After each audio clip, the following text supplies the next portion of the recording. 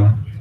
I guess first of all, before we go back into session here, I'll like to apologize to everyone for that little outburst. And I know that our members are very passionate about our elders and our resources that we have, and especially like our Minoman and our people in general. So I handed out some tobacco to Merlin to smoke his pipe and for Terry to say a few words about just what's in his heart and just talk about because we're kind of like in turmoil with everything that's happening around us, especially with climate change and with what's happening today with our water and the drought. So I know there's anxiety is high, and I know that this drought is messing with our livelihood, which is our monomen. So I know that the spirits are. And that's why I offered a sema to my two brothers here to help and to pray for all of us, and that way we can move forward and deal with this in a good way of going back to our old ways of ceremonies and praying. So Merlin, Terry, Miigwech.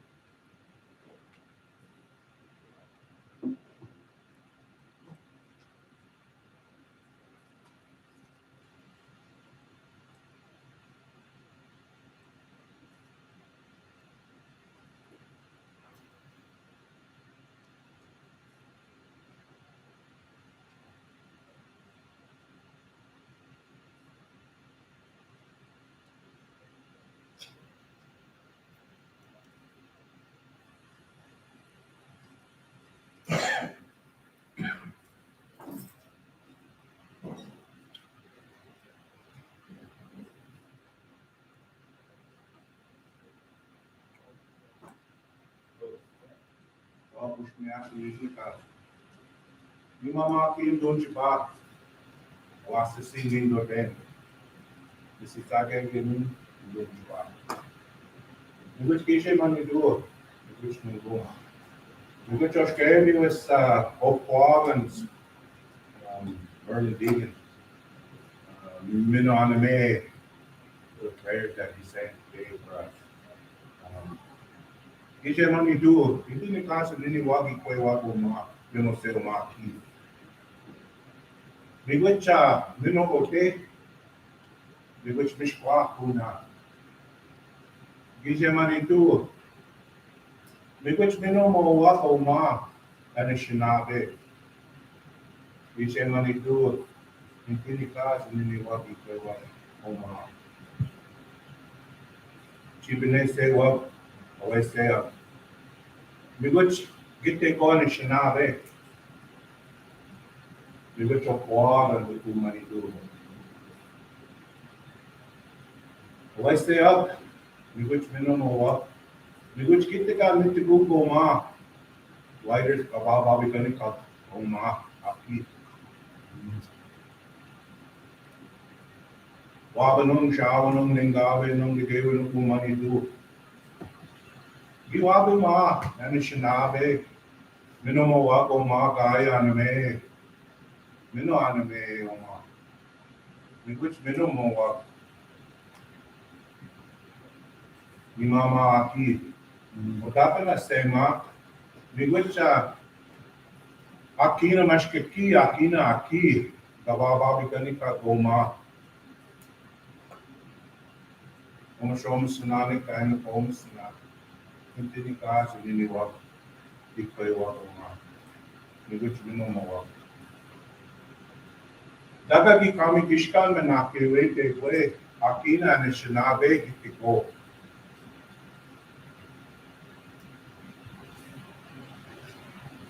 ni which get te ko ni shinabe. Daga we do kao akina ni shinabe ki bako te utami kun akina aki. Ni which ani kat give me one. Abe oma give me one. Oma aki. We need those rains to come. The power of prayer. I ask that, Gikami Gishka Manake Leke Way, to all of you here. Daka Shawenama, Ininiwaki Kwe Wak Bemoseo Ma Aki Kababa Beganikap, Oma. That you all carry a blessing with you as you walk this earth here. I ask that you begin to know the truth in our own ways in the earth. The words we say here today and tomorrow may be hard. Some people may not like them. But we have to do our best as Anishinaabe people to work together. To go back to those traditional ways of being humble. Those values that we have as Anishinaabe people are very important. And we each have to do our part to learn that.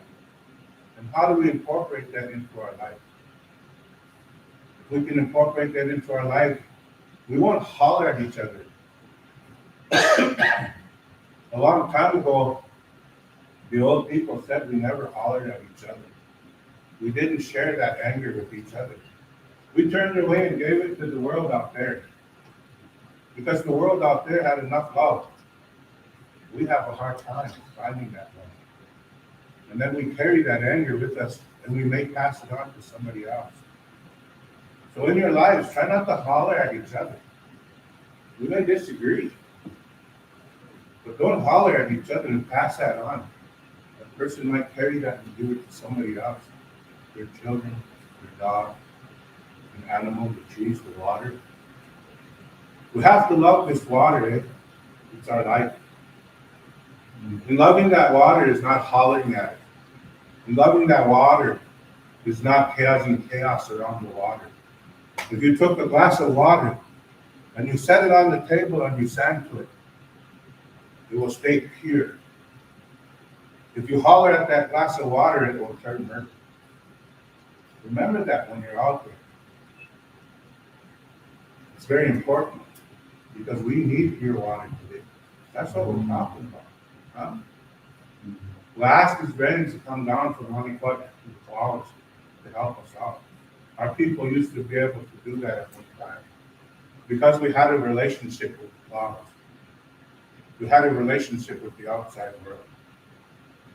And so I encourage, tribal councils, I encourage each and every one of you, to incorporate that in your tribal. Every time you do something, when you open a meeting, when you do anything that you do, where you're talking about, things that are changing our world, and we ask for change. The other thing is that we're takers, eh? Take. I was given Sema by your tribal leader to say a few words.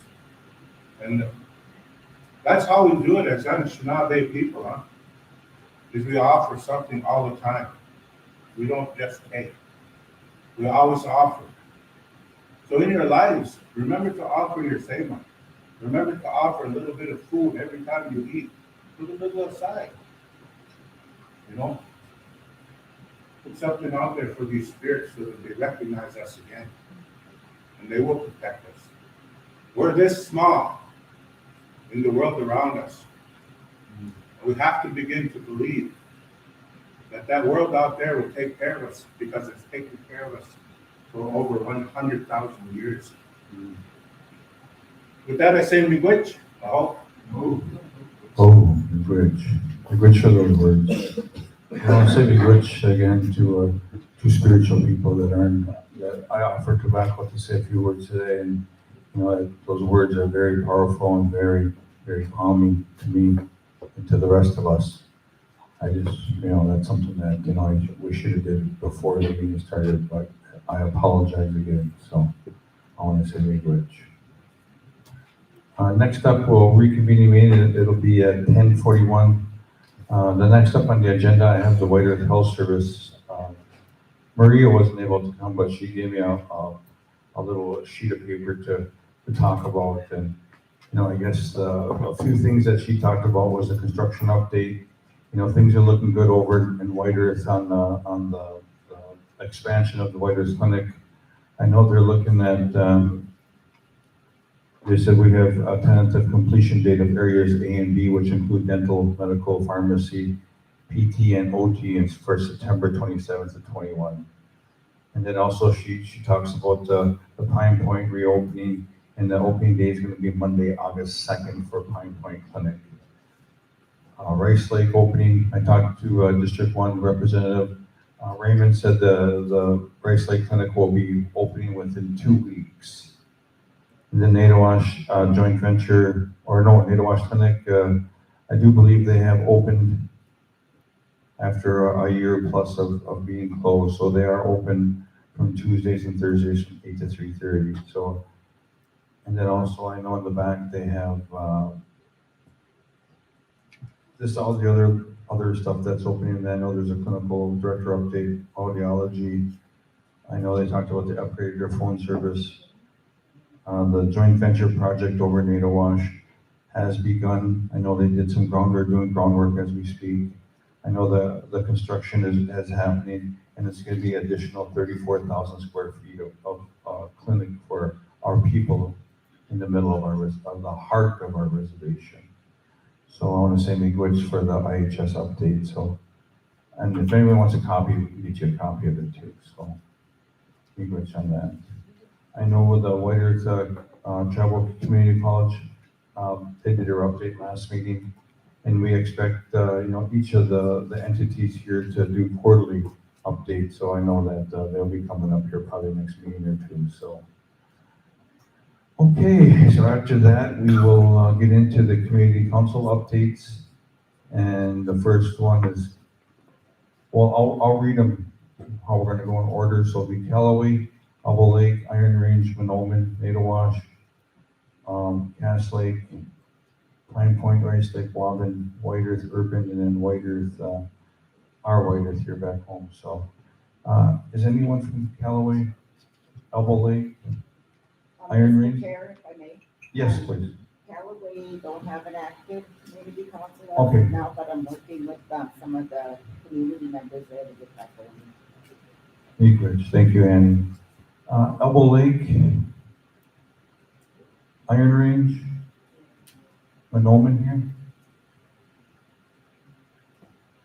Nadawash, I know Tara did one last month. Northeast Cass Lake, I haven't seen one here. Pine Point here.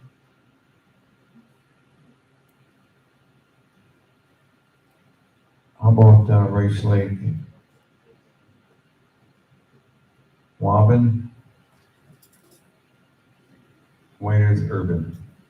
Okay.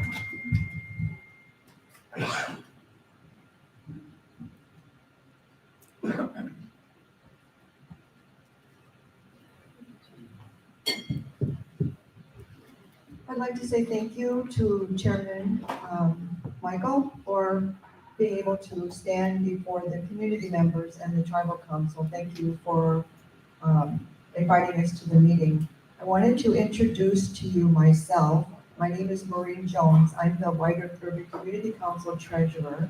To my left is, let me start here. To my right is Tammy Skinaway, who is our vice chair. To my left is Don LaRock, who is our secretary. Unfortunately, our chair, who is going to be presenting today, could not be here. And all of you have already seen her and met her and know her. The White Earth Urban Community Council has a very dynamic, strong council, and I say that because we have people that are out in the community knowing what's going on in our community, and that Don LaRock is doing a lot with that work. Tammy is out working with water protectors, so she's going to these different sites and being a part of that for us. We let our community know in the metro area that we are working on behalf in all categories. What we're looking at right now is that the chairman is not here, so I can't address him. First, I'll address the tribal council. We are partnering with the Department of Indian Work, which is located in St. Paul on Summit Avenue. Our council voted to partner with them in their food shelf endeavors.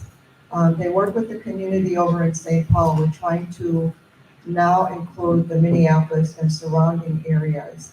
The Department of Indian Work services at the present time on a monthly basis, 300 plus people in the St. Paul and surrounding areas there.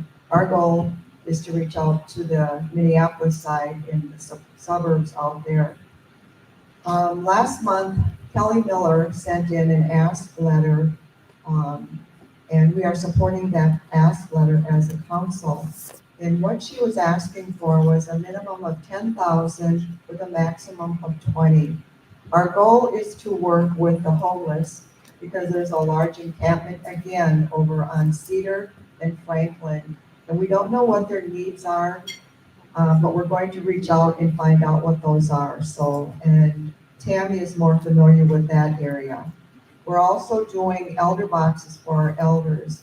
We're trying to meet every possible need that we can, and then reaching out to our community members. So those that can't get to the St. Paul food shelf, they have what they call an Ingy van, which will then deliver to the people that are in need that can't come to them. But what the nice thing about the food shelf, and we had our tribal council officer Ray and Lori attended. I'm sorry, Chairman Fairbanks, but you weren't here when I was addressing this, so I just want to let you know that I was addressing the ask letter, and if that's okay, I would like to continue with that. Yeah. Thank you so much. And then Alan was there as well, so they can attest to the fact that it's an unusual food shelf. You don't go into this food shelf and they just give you 2 bags of food. You literally take a little cart and you walk around and pick the foods that you want, healthy foods. They have on Mondays, just to give you more feedback, they have on Mondays where they have tables with fresh vegetables, Dream of Wild Health, and I don't know if any of you have heard of them out in the cities. That farm is located in Hugo, and they get fresh vegetables brought to the Department of Indian Work, so they have that. They give healing bags, and so they're doing a lot of really good work. And they also can refer people to different areas that have needs. They give gift cards, they give gas cards, bus cards. So whatever the people need when they go in there, they're able to meet those needs. So standing before the council today, what we're asking for is your vote on this money for this Department of Indian Work food shelf, so that we can then filter to them what needs are out there for our people in the metro area. So a minimum of 10, but we're really looking for the 20 because we think we can have a bigger impact in the areas that I mentioned, the homeless, the elders, the community members, meeting more of their needs. They have a clothing shelf there too with nice donated clothing, gently used. So they're getting more of what they need in our community. And the Urban Council is glad to be a part of that. And we're looking to do more things in our community. So, Rich, thank you for listening to me. Would you like me to sit for the vote, or should I continue to stand?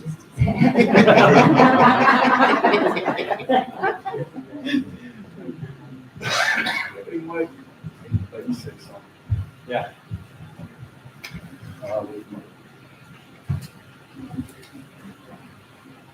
I just want to say something about that Richard Tallbear.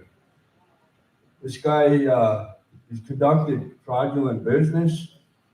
You know, he was a contract made, second contract made, proven he was conducting fraudulent business. Thousands of dollars was poured into this, and yet he's still allowed to continue to do the same thing. I just want to know, why is he still allowed to be connected to the RBC and conduct this fraudulent business? Another thing, this water and pumps are still draining all of our water dry. in a couple of years, there ain't gonna be no water left at the rate it's going now. I think it's gonna be more than rain that's gonna have to stop what's going on here. I wanna know about that. Why is that Richard Tallbear still working with us? He's stealing from us.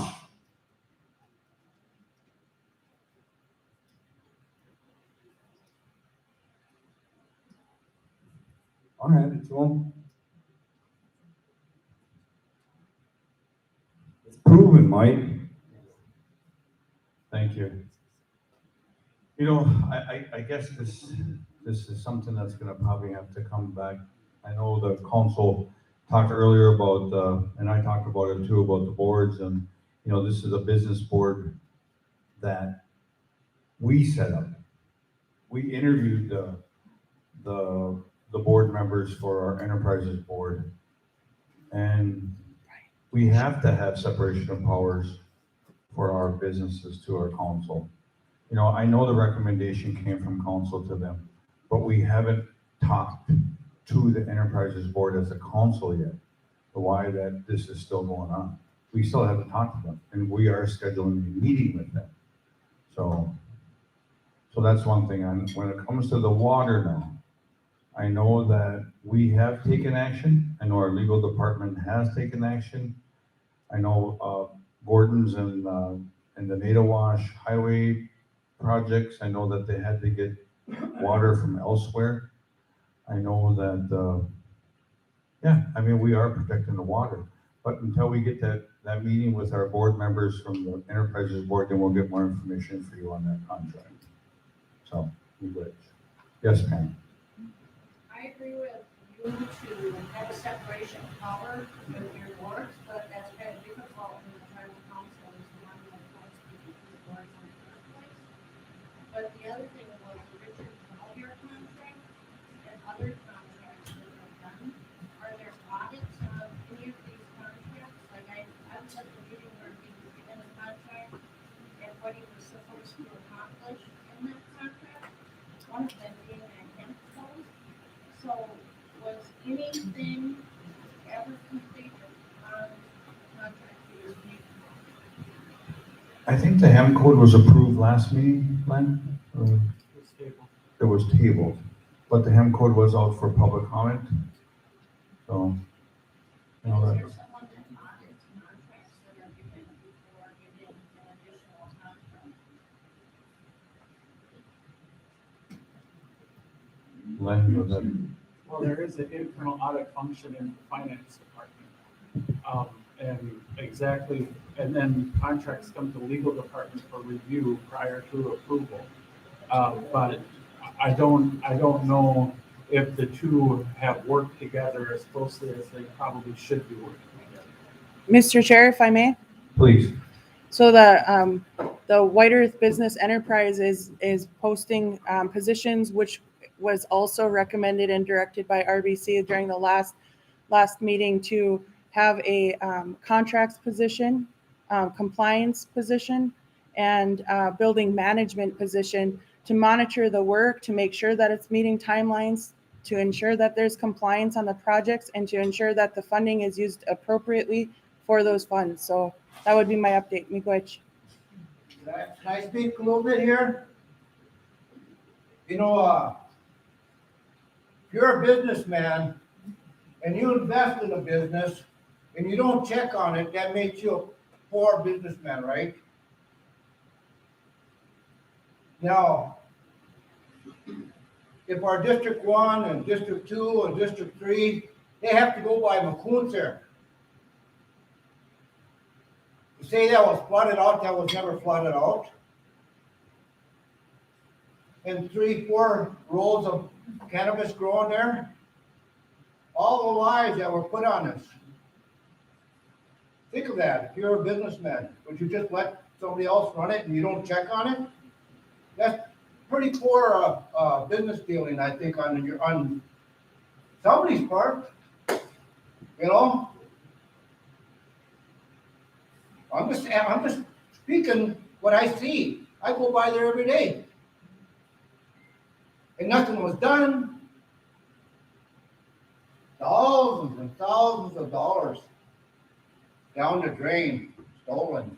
Just use the word stolen. It's true. But not look into your business with all that money.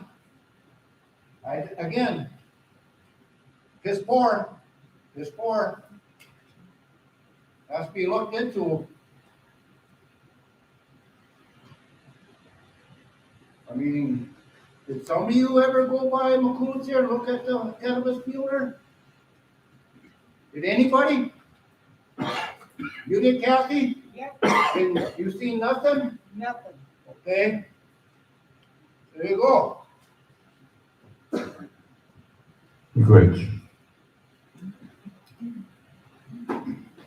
Kevin, Mason, pick it up. Macy. When it comes to Richard Tallbear, can someone bring him a mic? When it comes to Richard Tallbear, it was not put out to the reservation that such a position was open.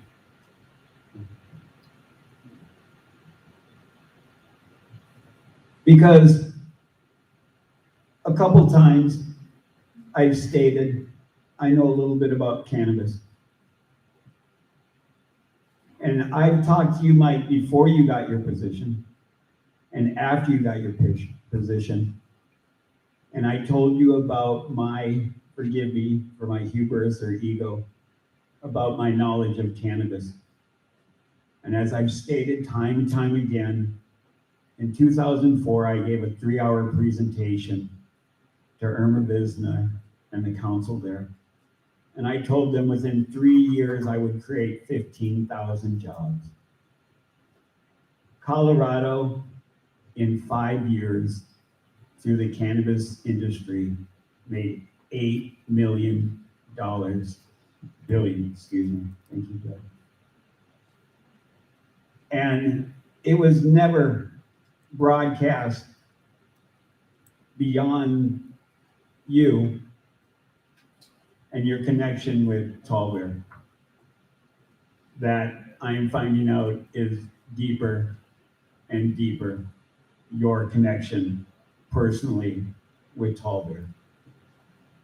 I gave you an eagle feather and begged you and asked of you, why can we not get this going for the people? Since then, now 3 years, how many deaths have occurred because of overdoses on these horrific drugs that continue to come on our reservation? And it's been proven time and time again in societies where they let cannabis be free, that these rates of death drop. Because when an individual is threatened with a urinalysis, and because sometimes the cannabis will stay in your system for a prolonged period of time, they will turn to these quick narcotics that don't stay in their system as long. And people are dead on it and dying. And I blame you. And I blame myself. And I'm sorry. Pity and forgive me for not doing enough for you, universe. I'm attempting to do the right thing, the positive thing for our people, because I am a Anishinaabe in Indy. And I have questioned you before of your integrity. And I asked you that question that you still refuse to answer. And I'm wanting to work with you, Mike. But maybe we need to take it at a spiritual level. Because I'll go there, Mike Fairbanks. Because I'm willing at the next new moon to start a hunger strike at the powwow grounds. If people will assist me. Because I, Mike Fairbanks, and willing to die for our people. What are you going to do, my fair neighbors? We wish.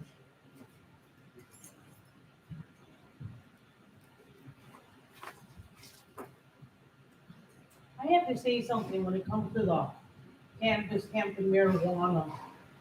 ODs are not, ODs happen because of addiction. That's what needs to be worked on. When I hear people call it medicine, in the term marijuana and cannabis are interchangeable. When they say it helps them, when they say it helps them with their PSD, whatever you call that, or their post-traumatic stress disorder. The thing is, or depression, we have those medicines. We have our natural native medicines that treat anxiety and depression. But when it comes to our ODs, that's addiction. That's what we need to go for. You know, it's more, I think it's more important that we tackle this drug addiction on our reservation. You know, those checks for $3,200 that was mentioned are being sent out today. Do you not know those dealers are gonna target our people? How many deaths are gonna come with that money? And I'm not saying, and it's just due to addiction. And it's a sad thing, and those are the things we need to work on. And housing was brought up. We have to follow HUD guidelines. And I know things cannot be done in one day, but you know what? We can build those homes that allow our felons who have served their time to live in. You know, we could, you know, when somebody talks about elder housing, that's why we got to congregate. And we'll have more elder homes, I know that. And it's like we are short of workers when it comes to housing. Not only are they trying to repair damages left by some tenants, they also have to tackle minor problems within the housing that people already reside in. But I'm so tired of hearing cannabis or marijuana being referred to as medicine. I remember there was a time, there were some G-buys in my mom's house, and we had to have a cleansing. And a man came through there, and I followed him through with that smudge as he did ceremony for my mother's house. My mother had two of her grandsons living with us. They each had a room. When that man got done with ceremony, he looked at the one nephew, and he wasn't told whose room belonged to who. But he looked at that one nephew and he said, "Get that pot out of your closet. Get it out of this house. If you're gonna smoke it, go way over there by those railroad tracks."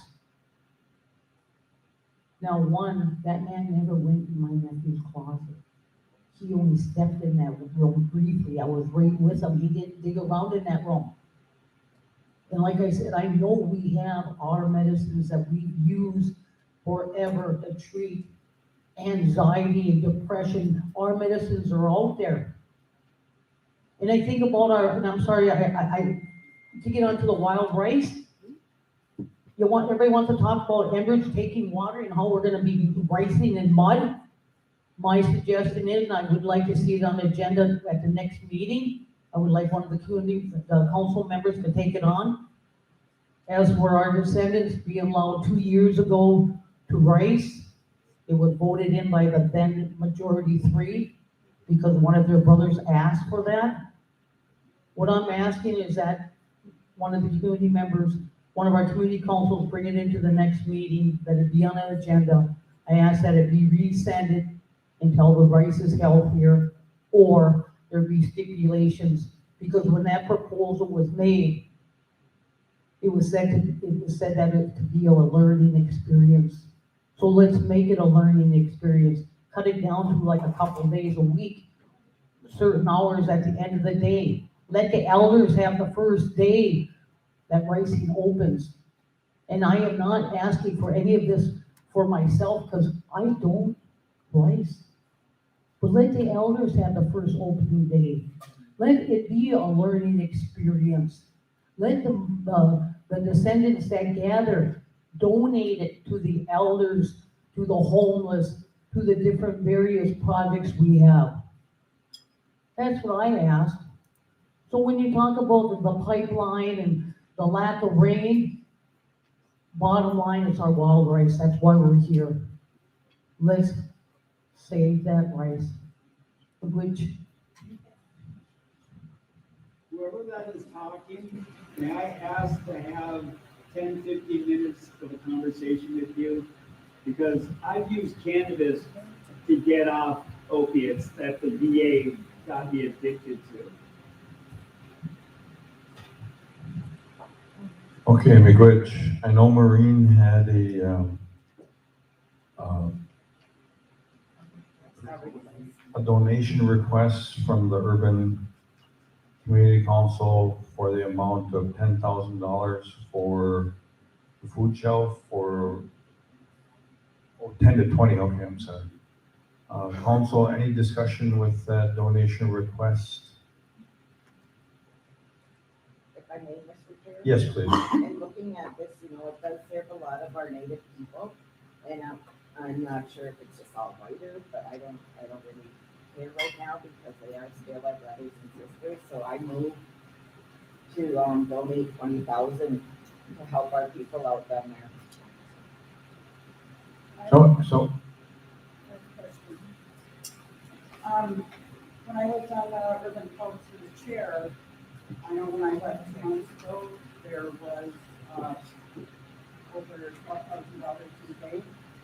And you said that you were moving forward. So what are you moving forward? What are you moving forward with? And what have you done with that $12,000 that was already in the bank? Mayor, Mr. Chairman. Thanks for the question, Shar. It's good for us to always be open, as we always say. We are moving forward, and what we started so far is we've given $1,000 of our money that is in the bank, which we're still unable to balance because of lack of receipts. So we've given that to the Department of Indian Works so they could start the elder boxes. We've given them that much of that. We are meeting in special meetings monthly so that we can decide what to do with that going forward. That money that we're asking for today is not for us, Shar. That's for the Department of Indian Work. We're going to continue to do our part to use this money that we have to help our people, but we're discussing what that is. And we have some things on the board, on the table. We just have not voted on them because we're always missing one member so that we are not able to hold a vote. But we are coming up on our third special meeting, and either one of the officers here can jump in and answer more if you like. But we're looking at water protectors and how we can contribute to the water protectors some of that money as well. So we are using that money in a way to help any way that we can. So we're looking for ways to help that. Does that answer your question? Okay, good. Hi, I'm Donna Rock, I'm the interim secretary. And as we, talked about that collaboration and that partnership with the, food shelf in St. Paul, we also discussed if that, yes, serving our people, serving our native, community is very important. But I also requested that there be some kind of type of tracking mechanism or account of how many actual whiter members we will be reaching.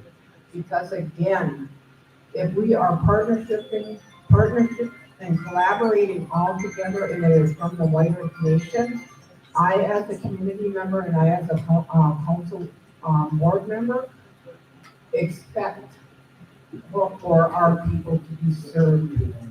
And so we also discussed about the elder boxes. We can call them elder boxes, elder baskets, but at one time, community, I was involved with some others and us delivering all kinds of different medicines to help keep us healthy in different ways. And then they even made fire,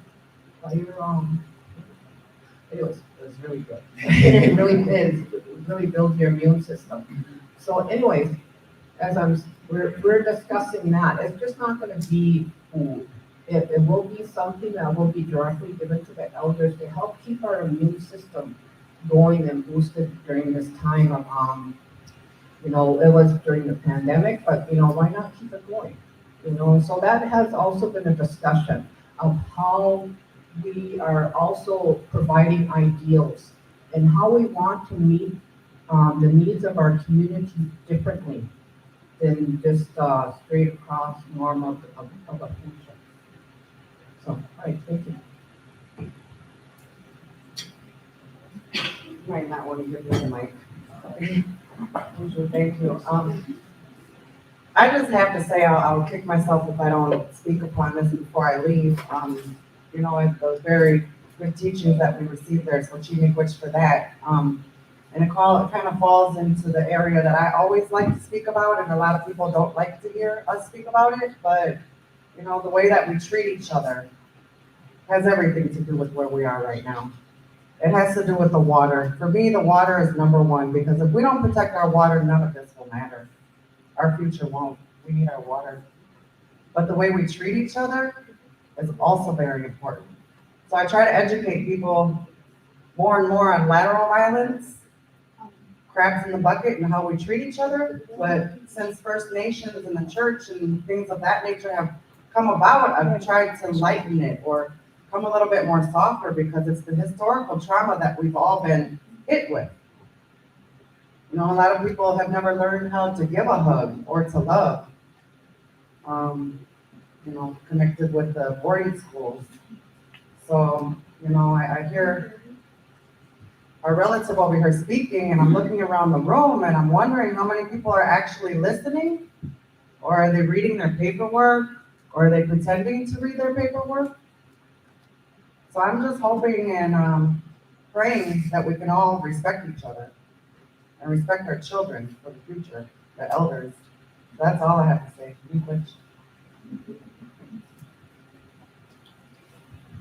If I may, Mr. Chair. Yes, please.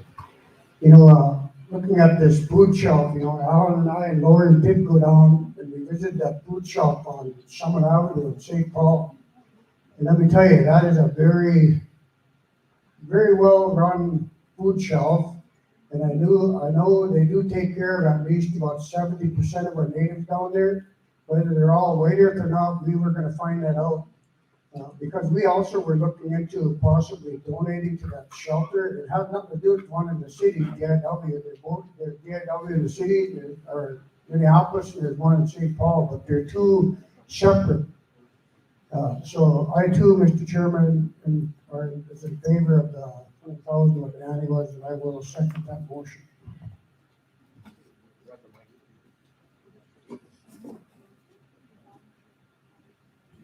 All right, Miigwech, thanks.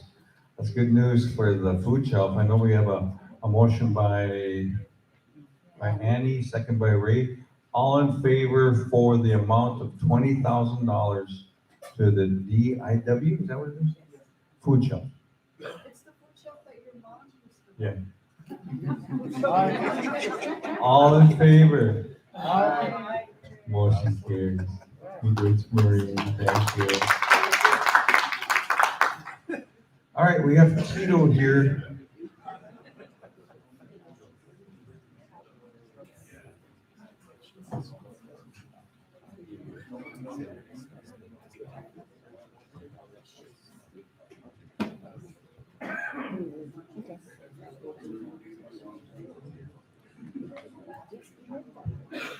Mr. Chair? Yes. Why Energy Nation donated these today to their native-owned company in Auburn. That just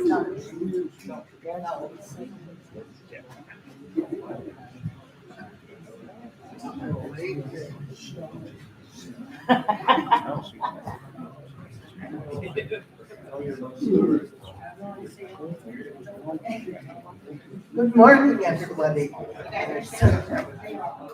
I wasn't here this morning. I'm sorry. I apologize for being late, but I actually didn't know about the meeting, so I rushed up here.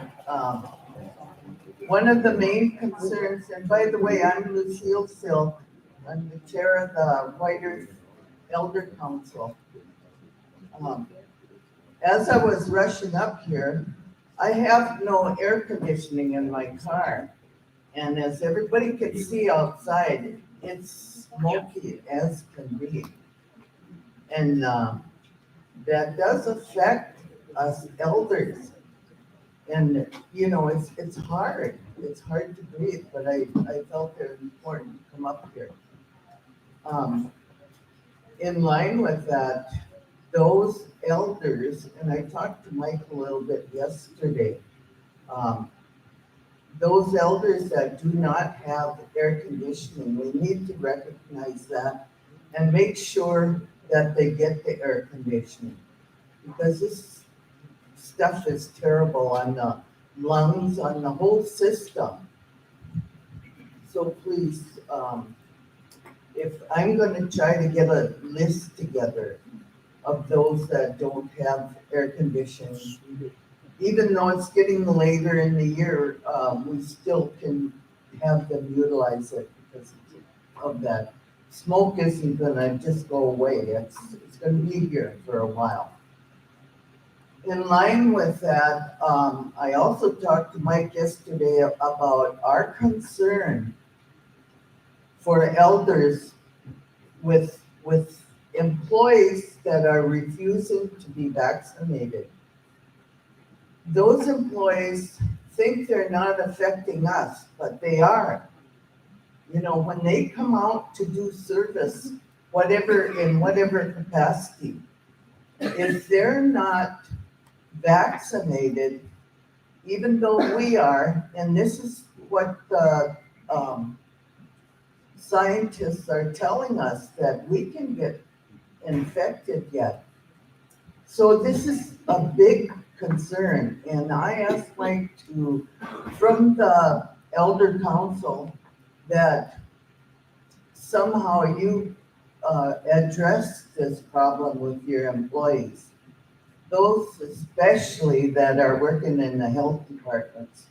That is terrible. When they work there and they come out and try to serve or work with our elders in which they could get us infected. That's scary. And I don't want to go back to wearing masks again if we, can absolutely help in that area. Well, most of our elders have been vaccinated. We believe in taking care of ourselves because it's our responsibility to go back and take care of all of you. That is our responsibility. Therefore, I'm asking you, please address this immediately with your council, that you do something with those employees that are not vaccinated. That's an important issue. Our elder bus, we had a mess with that. We had it stolen by one of our people in front of the congregate building, and that's pretty sad when one of our own people steals that bus and destroys it. Even though it wasn't up to par with regulations for the road departments and so forth, we utilized that. We brought food. Sam used it to drive and bring food that was left over from the donations in Pine Point to the congregate building and to Bimaniziwan. That part again is taken away. A lot of that food, and some wasn't as good for our bodies, but not much of it was fruits and vegetables that were good for our elders. So that's pretty sad when we have to lose something that was important to us. It also got our elder people to meetings or where we needed to go. We're not fancy or anything, but it got us around that old bus. Even though it like was brought up, it's not the best. And Annie can attest to that because she rode in it and so did Ellen. Um, the poor old bus, I'm not sure if you did, Greg. It was pretty sad. We have asked for a bus and I understand that, it's supposed to be somewhere. If I may, Mr. Chair? Yeah, please. So yes, we do have the bus quote back as of July 21st. And once we have the approval to use the Elders Fund to purchase the bus, we can put that, we can order that bus at that time. Yeah, it needs to be immediate. I don't wanna, we've been waiting and waiting for years for this to happen, so help us out there. We need to have a way to transport, even, to get our elders to meetings, ones that don't have cars, to get some, foods to them. That's important. So help us out with that. I had a question this morning down at the RBC when I stopped there, about flags and the tribal flags. They asked if they could be put in that box too. Now, I don't know if tribal flags are burned with American flags, because we collect them and once a year we have a regular ceremony in which we burn those, so you need to address that. I think that's an important question. And people want to know if they can put those tribal flags in there with the rest. Okay.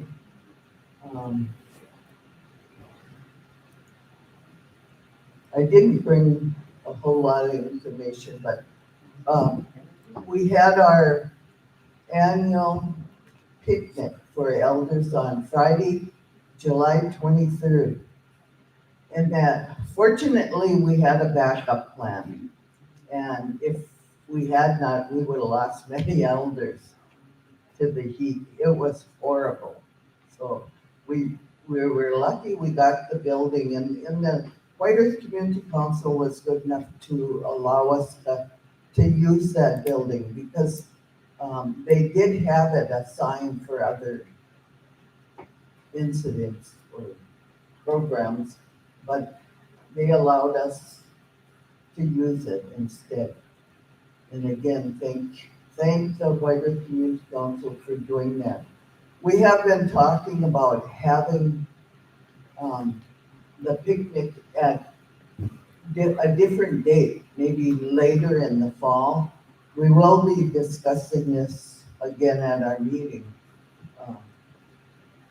It's so hard to predict what's going to happen because with climate change, the weather is changing.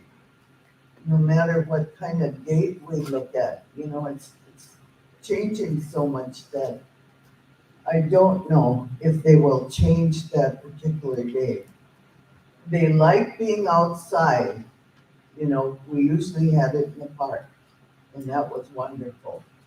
But inside, we've been closed in for almost 2 years now, so to get outside and enjoy the nice air and stuff was important. Unfortunately, again, we couldn't do that because of the weather. It was, I think Ray came there, and I understand Ellen came in the morning. I wasn't there yet. And Mike stopped in the latter part of the day.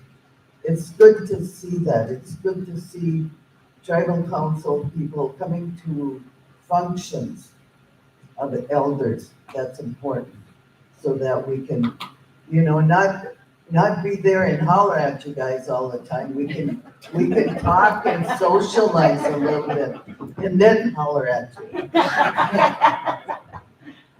But we do appreciate all that be done for us. We want you to know that we don't sit around and blame or, shame, that kind of thing. We're appreciative, as in the past, elders always appreciated whatever they were given. And we need to continue that practice. We need to keep educating our young people with the knowledge and the wisdom that elders have. Because look at what's happening. I heard things today, suicides, the overdoses, all of these things, are happening, and we need to address them, but we also need to look at our relationships, our respect for one another. That's so important. I kind of got off on many things here, but mostly we were concerned with the bus, getting that as soon as we can. And we want to mention that the Wisdom Step Golf Tournament is being held in Fond du Lac. That's a fundraiser for Wisdom Steps. It happens every year, so we encourage people to take part in that, because Wisdom Steps is a preventive health program for Native elders throughout all our reservations, our 11, including urban. We call them 11 reservation areas. So support that if you can. Send those golfers down there on the 3rd, I believe it is, September 3rd. Wisdom Steps was canceled this year because of COVID. We will be having it next year. It's our 20th anniversary. So, we'll have a big conference next year in Fond du Lac. And NICOA, National Indian Council on Aging, that was canceled. It was to be, no, it's still going on, I'm sorry. Last year it was canceled. And there were, 12 of us that were signed up to go, but we, unfortunately, that's a good conference. It's supportive to all Native elder programming. So next year, hopefully, we can get some people to go down there. It's in Reno, I think, this year. But it's so late. It got so late, we could not get together with anything to attend that function. That's about all I have for now, unless somebody has questions. Good to see you, Kathy.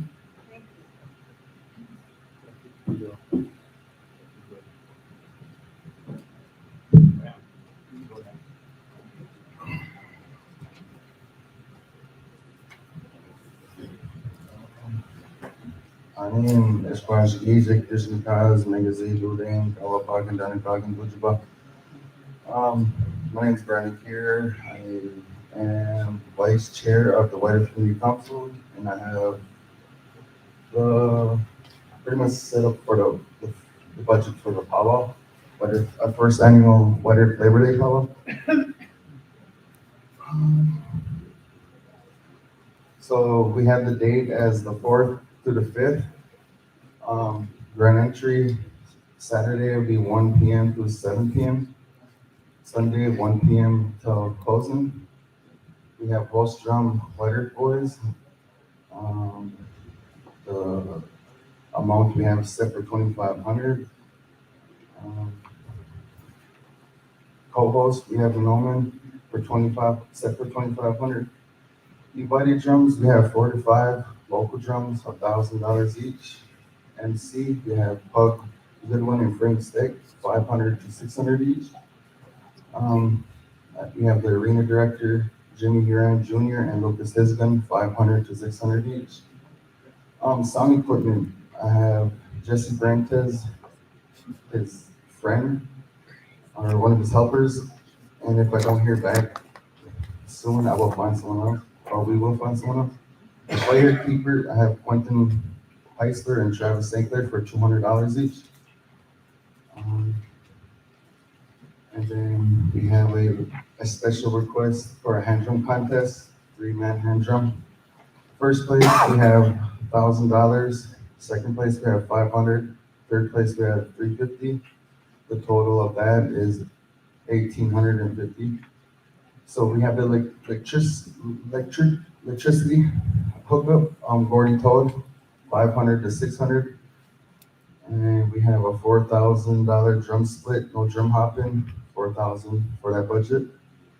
And we have the food, Indian tacos. We have the fry bread makers, Kathy Wadina and Messiah Wadina, 250 each for that. And we have the hamburger to 100 to 150 pounds, 1,000 to 1,500 for that, the hamburger. And the hamburger cookers or cooks, we need 2 for that, 250 each. I have Teresa St. Clair and Tara Libby and dancers pay. We have Tiny Tots. I have 300 to 400. And juniors, I have 5 to 6, or we have. And adults, we have 1,000 to 1,250. And seniors, we have 5 to 600. So security, we have Mike Walker, 4 to 5,000. He said he'll start his shift from Friday at 4 p.m. to Monday 8 a.m. Porta potties, I talked to them today. They should give me a quote back soon. And vendors, we have for free to enroll members and non-enrolled, deposit $150. And we have the spiritual advisor, Mike Dahl. We have $250 for that. And then the grand total, and I rounded, like I said, to the 600 on the MC arena director. And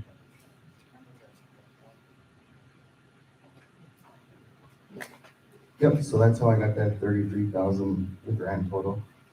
And on the brief notes, we got from my other tribal council, we wanted to add a 3-on-3 tournament. We was asking for donations for prizes, for jackets and bags, sweatshirts, jackets for the first place, sweatshirts and bags for the second, shirts and third for third. And the last one is a budget for a giveaway. That's all I have for right now.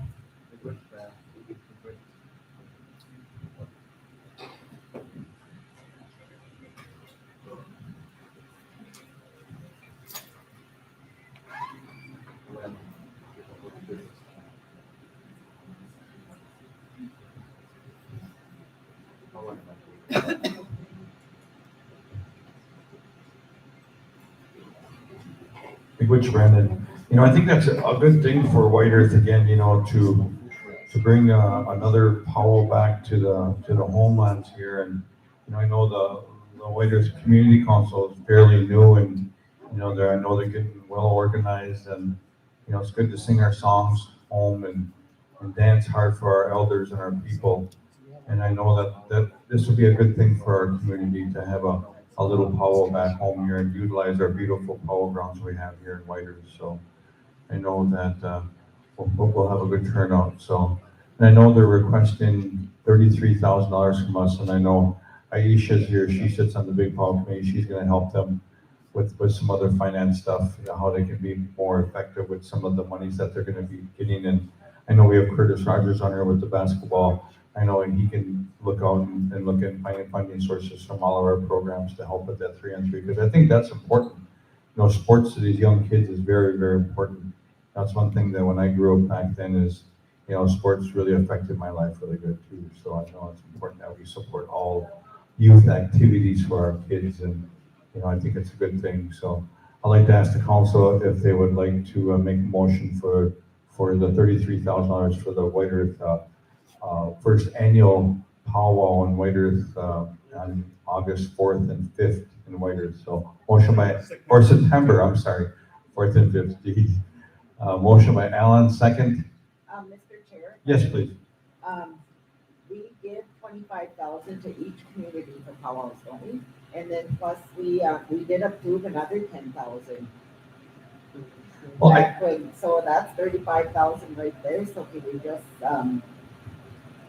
do that for the community council then? Well, Or I for the think powwow? we can add them to that list. I think that's a good idea, Annie. We can just add White Earth Community Council to the powwow distribution that we have for the other communities, like Nadawash, Brace Lake, Pine Point. And it's up to council if you guys would like to do it that way. I think we're all in favor of that. Because then it would be annually, wouldn't it? Glenn, do we have to do a motion? There should still be a motion. Since Okay, we're motion to- adding a new, but it wouldn't be a 33,000, it would be just adding 35,000. It would be adding Whiter to the list of already Yes. approved community powwows. Okay, council, are you good with that? Yeah. Second that, Chair, with 35,000. Okay. Motion by Alan, second by Ray. All in favor of approving White Earth Community Council to join the other three community councils with their annual powwow? Aye. Motion carries. Miigwech, thank you, Brendan, Pam. Miigwech. Okay. Next up, okay, we got Lenny here to talk about the small business, proposal. Okay, I don't think I need the mic, I think I can talk loud enough. But thank you, Mr. Chairman. Yes, so we have for RBC discussion and approval today, the small business economic relief program. This is a program that will benefit White Earth Band member-owned small businesses operating within the state of Minnesota, as well as 501c3 nonprofit organizations serving the White Earth reservations. And the way that the program is structured at this point, pursuant to two discussions with the steering committee, we're looking at utilizing two pots of funds. We have the American Rescue Plan Act state and local fiscal recovery funds that came in, that's federal money. And there's certain restrictions and limitations on how we can use that to make sure that we're using it in line with the intended purpose of the program. It is targeted to address the negative economic impacts of the pandemic. And so the way that we've structured the program under the ARPA, state and local fiscal recovery funds, is that there's a tiered approach to the way that assistance will be granted under this program to small businesses, eligible entities, excuse me, because we're talking about small businesses and nonprofit organizations. And so that tiered approach is tied to revenue, pre-pandemic, calendar year 2019 revenue, where from zero, if you made zero to $24,000, you would receive $5,000 in assistance. 25,000 to 49,000, you receive 10,000 in assistance. 40,000 to 89,000, you'd receive 15,000 in assistance. At 90,000 and above, you'd receive $20,000 in assistance under the ARP program. In discussion with the steering committee, which is basically the Reservation Business Committee, there was discussion about the desire to equalize the payment. And so there's a supplemental resolution attached to this program for the RBC to supplement the amounts that the eligible entities will receive, so that each eligible entity will receive the same amount. And so there's like a reverse tier structure under the RBC general fund portion of the program, where under those same revenue categories, eligible entities, for example, in the 0 to 24,000 would receive $15,000 from the general fund. From 25 to 49,000 would receive 10,000 from the general fund, and then the 50 to 89,000 would receive 5,000 from the general fund. So then, with those two resolutions as drafted before the RBC, every single eligible entity would receive the same amount of $20,000 in assistance from the tribal government to help with any pandemic-related negative economic impacts.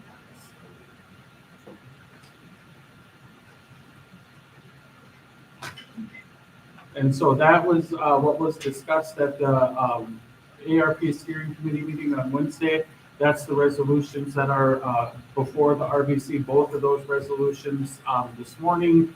I did have a very brief conversation with Secretary Treasurer Roy this morning, and I was in a place with bad signal again. But I think that we may have alternate or an amendment to the proposal for the RBC consideration. So, but it's at RBC discretion. I did call Mr. Pandey, and even all things the same, just the only amendment was to raise the cap from 20 to 30,000, Mr. Chair. That's what I wanted the RBC to consider. I do know that there are several small businesses here in the room that can attest to the need for that money. Several of them are facing being shut down. The pandemic has really hurt them a great deal. And so I know some of the folks have spoken to some of the other council members about it. And so that's the amendment I'm proposing. Also, Mr. Chair, for the next meeting next month, it's my goal to work with the staff to come up with a way to address the bonding issue. A lot of our small businesses have issues with bonding. And so, and to even work with their own tribal government and our own entities here. So that's a barrier that's been, that we need to work on. So I look forward to working on that over the next month with the staff. And, but that is the amendment that I proposed. And so I'm not sure if you would allow some of the small business owners to speak.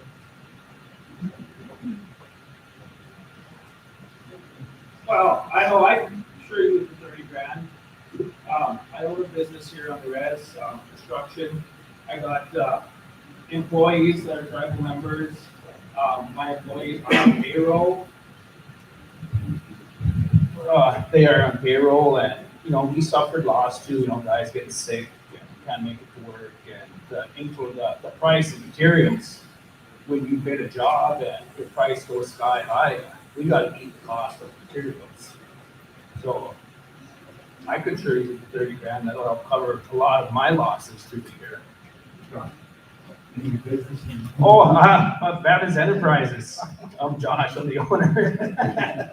You can afford 40. Yeah, I run into the same issues as Josh. With you bid a job and materials go up, and once your bid's in, you're done. So we even lost money on jobs last year and this year too. So yeah, we definitely help. Introduction. Unless I won't get concrete.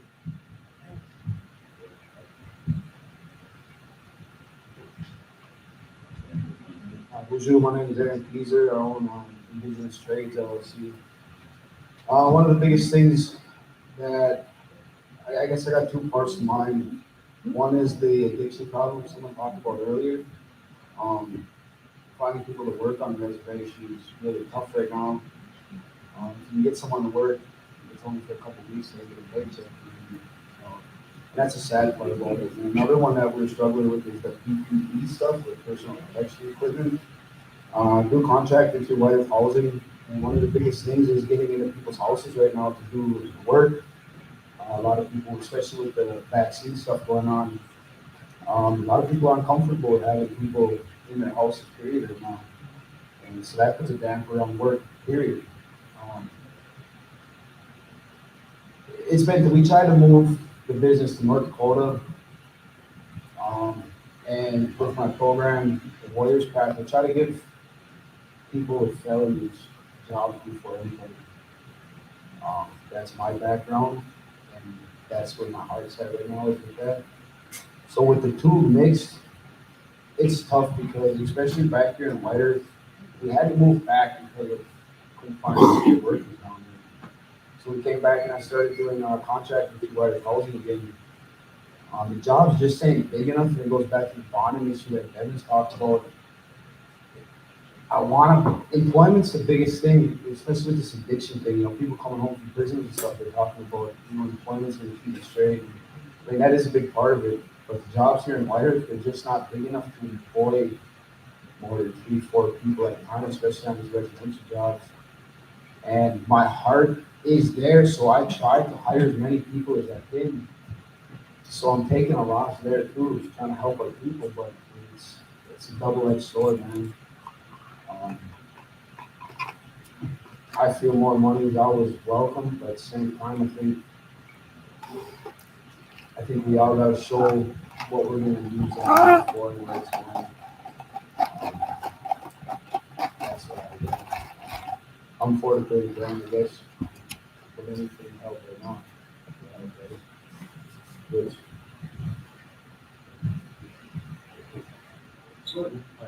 Hi, I'm Isaac Gray. I am a business manager of a union trade. I'm also a delegate for the Minnesota Building Trades.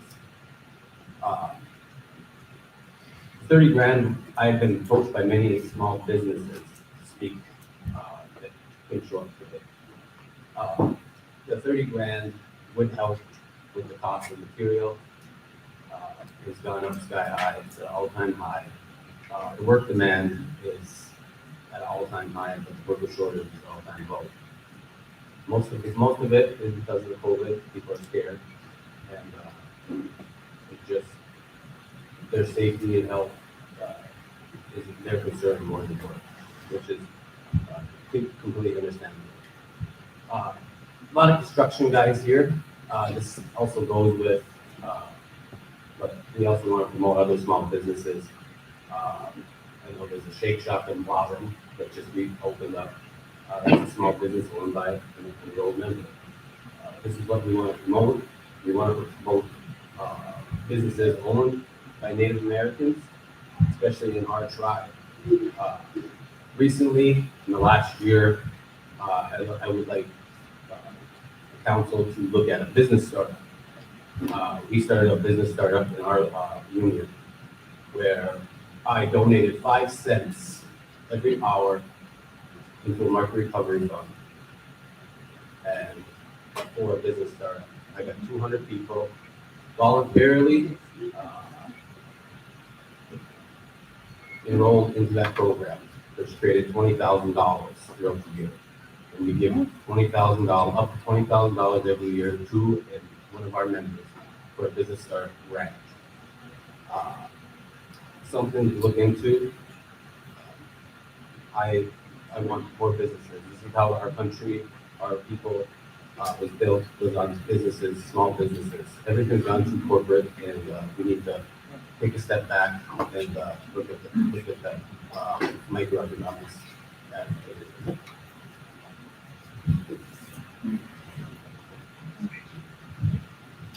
Hi, my name is Todd Thompson, owner operator of Saman Tobacco and Pipe here in Monoman. I sell a lot of different things in my shop: hemp flour, Delta 8 products, in a direction of this new direction where people are headed now with THC,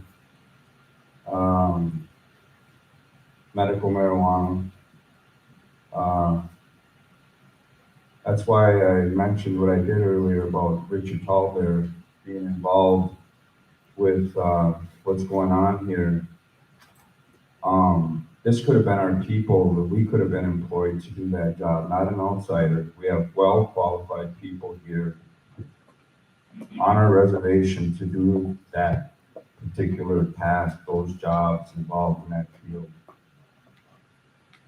And really pissed me off that after learning how mismanaged the funds were getting involved with this man, and it's proven.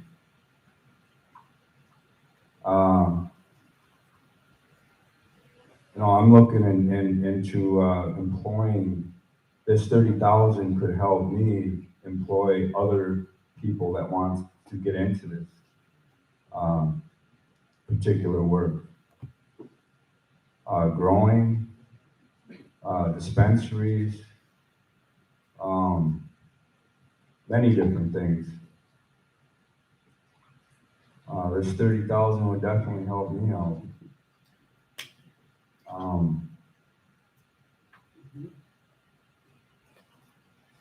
So anyway, that's all I gotta say. Thanks.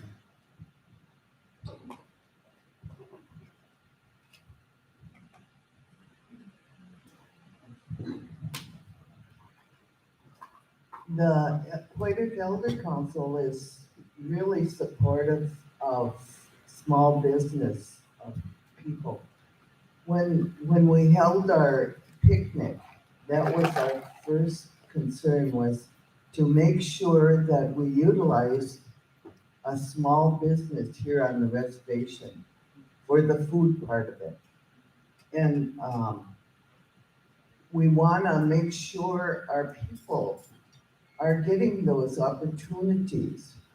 So I support you guys that are trying so hard to create work for people on the reservation.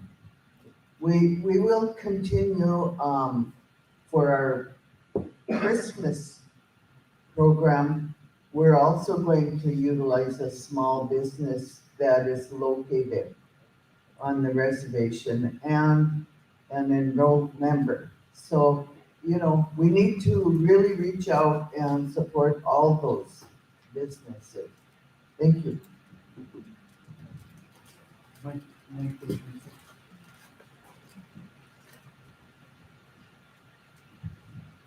Well, bonjour, I'm Michael. I'm the owner and operator of Anguama's Nutrition, Nutrition Club Shake Shop here in Monoman. Been functioning for it'll be 3 years in January. Similar, the exact same thing of the teas that you're drinking from Danny. This is the exact same thing that I do here in Monoman. The questions and things that I have about how we interact is more important to me at this moment. Because as a small business, I didn't lose $30,000. Maybe over 2 years I did. But the important thing that I'm looking at right now is that in the process of establishing and being granted a space, because I've been hell-bent and it's been my core that I eat, sleep, and breathe White Earth, my reserve, my people. And it was an incredibly frustrating process to attempt to, as an enrolled member, to work with my own people. It was an incredibly frustrating and long process. And if I wasn't so devoted to my own desires and my own dreams of providing a nutrition and a healthy alternative to our people, I would have given up. Because I've helped open 6 other clubs just like mine down in the metro area. And literally from the day of saying, we want this space, to signing a lease, to demolition, to renovation, to grand opening was 4 to 6 weeks. 6 weeks was a long time. It took 4 to 6 months, 3 years total, because I looked at White Earth spaces when I first moved home. With the monies that you're offering to us, the questions that I have are, what do we have to do to receive that money? Because the first branch of money at the end of the year, I didn't get that. I didn't get that money, even though I lost 15 grand last year. But I didn't get the 5,000. Never received an answer on why I didn't receive that 5,000. Didn't even get any questions or follow-up. If I hadn't reached out to former employee Scott Omlin to say, what's going on here, I would have never known that I was denied. So the interaction from the RBC / economic development / enterprises / whoever it is to our small business owners is there's a lack of communication there. So, and then looking at 30 grand for myself, knowing these guys and the work that they do, especially working with Aaron, with some of the work that he does and the people that he works with, I personally, all I really need to get my business up and running and substantial and sustainable for myself, because I know how to run this business, I don't need 30 grand. Would I use 30 grand? Hell yeah, I'd find a way to use 30 grand, but I don't need it. So I think that's another aspect to take a look at, is that what do we need? Because if I had 30 grand, I'll spend it. So what is the process? How do we receive these monies? And the big question that I have is that, are we as Indigenous people who scream sovereignty going to mimic this program exactly like the US government and the state government? Or are we going to establish our very own standards on how to issue these monies? And the other thing that I'd like to talk about and ask for is the formation. The big deal that I want to do is I want to see a formation of a White Earth quote unquote Chamber of Commerce, to where we know who all these businesses are. So when we have a new small business come in, we can say, hey, here's a mentor from the White Earth Chamber of Commerce that does the exact same thing that you're talking about doing, so they know the process, they can help you. Here's economic development to help you develop your economy, and these types of things. So the big question that I have is, I don't need 30 grand, I'm okay with taking 20. 5 grand would do a big difference, but I do want to know before, what is the process going to look like? And am I going to be denied? And the communication process between that and getting all of our small businesses at the table when talking about our small businesses. Anyway. Perhaps you should invest in the horse business. Again, what I will say is, I'll reiterate what Gary said earlier. I don't need the mic for this. If your statement, if any of us, in making our statement is one that is denying and denouncing and bad-mouthing other people, then that's no ground to stand up. Because believe me, I know things too. I can say things, but I choose not to. I have chosen not to for a very long time. And I will not talk bad about my own people. If you want to bring that up and you want to have that conversation, this is not the place. Why not? That is so. a personal discussion. We're honest, knowledgeable people. Yes, we are. Yeah, and we're supposed to respect our relatives, the four-legged. Yes. And we don't starve them, and we don't let them go without water. And we also. I want to hear All right, guys, order. That's the point. Point being, Okay. Thank you, Leonard. Does council have any discussion on the amendment or the proposed resolutions that our general council has proposed? Any council? If I may, Chair? Yes. Yeah, I'm in favor of the 30,000 myself, because these small businesses, they got hurt pretty bad. Some are still hurting today, even though the businesses are coming back, but some of them are still trying to rebound, and they're struggling and they're having a tough time, and if we can help them out with 30,000, I'm all for it. Rich?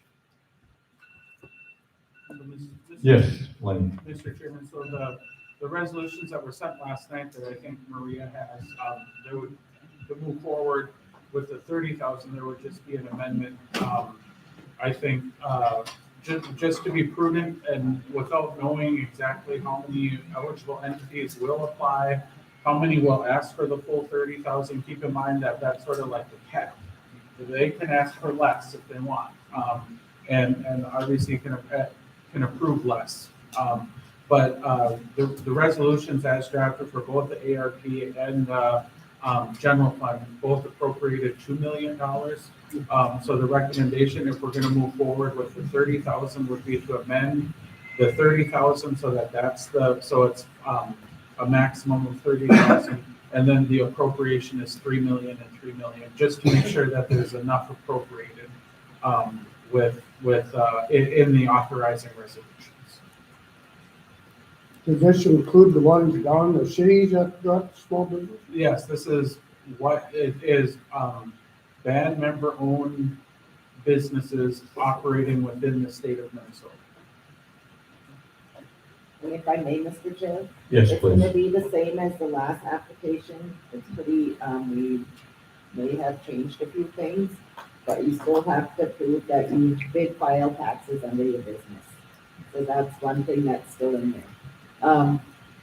But I am all for the 30,000 too, because I've seen, these guys struggle.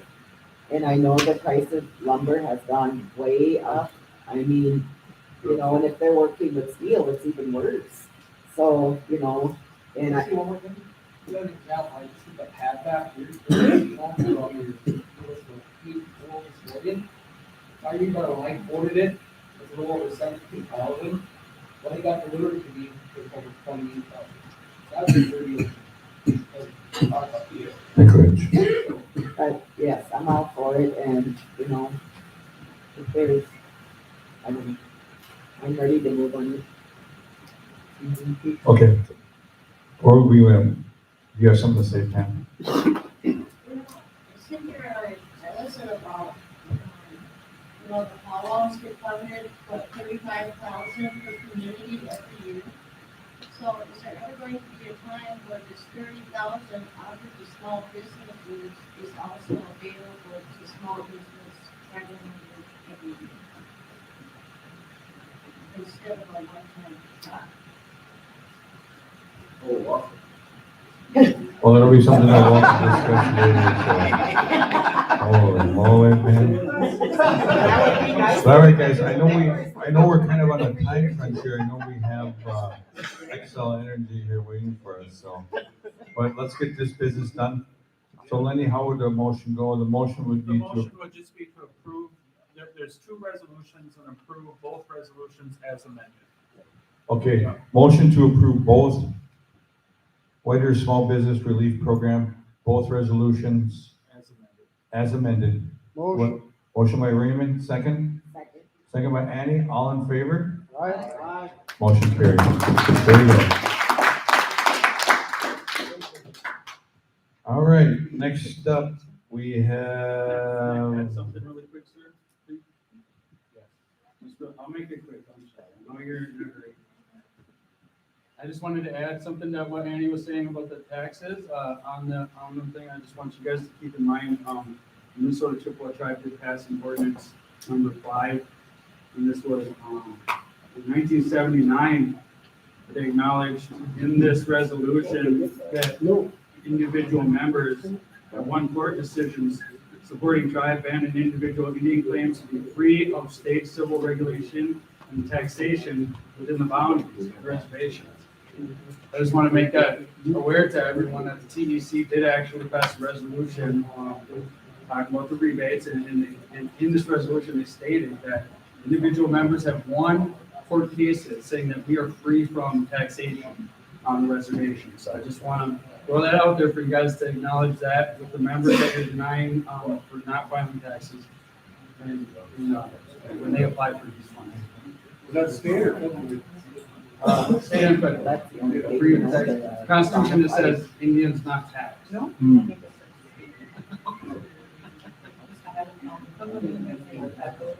Yeah, that's taxed on their money.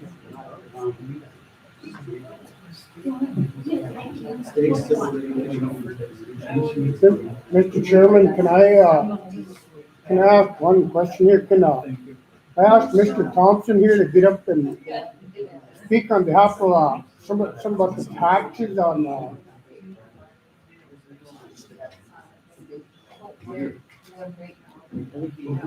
Mr. Chair? yes. Sure, can I just give the mic to Mr. Thompson there? Just, he wants to bring up something that I should have brought up on the agenda.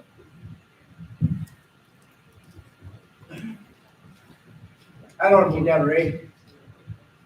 I talked to the chairman and secretary here about $10 million. Mr. Bob Howard, an old member here, worked for 30 years on land issues, BIA. Mr. Howard told Irma Visner, when you use wealth of money to build this casino, you don't pay taxes. We paid taxes $1 million for 10 years. $10 million. Now, this is a while back. But my question is, was that money ever paid back? But nobody seemed to know anything about this. Did they pay that money back or did they? If they did not pay that $10 million, we should go after them tooth and nail. There's plenty of county land here that they can give up. So I'm requesting you, Mr. Chairman, Mr. Secretary, and the rest of the RBC to dig into this and find out what happened to that $10 million. And like I said, if that money ain't paid, wasn't paid back, we'll sue them in court, whatever we have to do to get this county land given in our name. But like I said, this was a while back here. Many people don't even remember that. So again, requesting you to dig into that and report back at the next meeting where that money went or if we received that money. Which we will. We'll have Lenny and Monica and law department work on that, so. But right now, we're gonna go into a little break. I know they're serving lunch, so, we send in, I know we're kind of on a time constraint. I know that we got some guests coming from. Yeah, so we got a little bit of time here, so, but, we'll just go on break and get some chewing done here and, be good.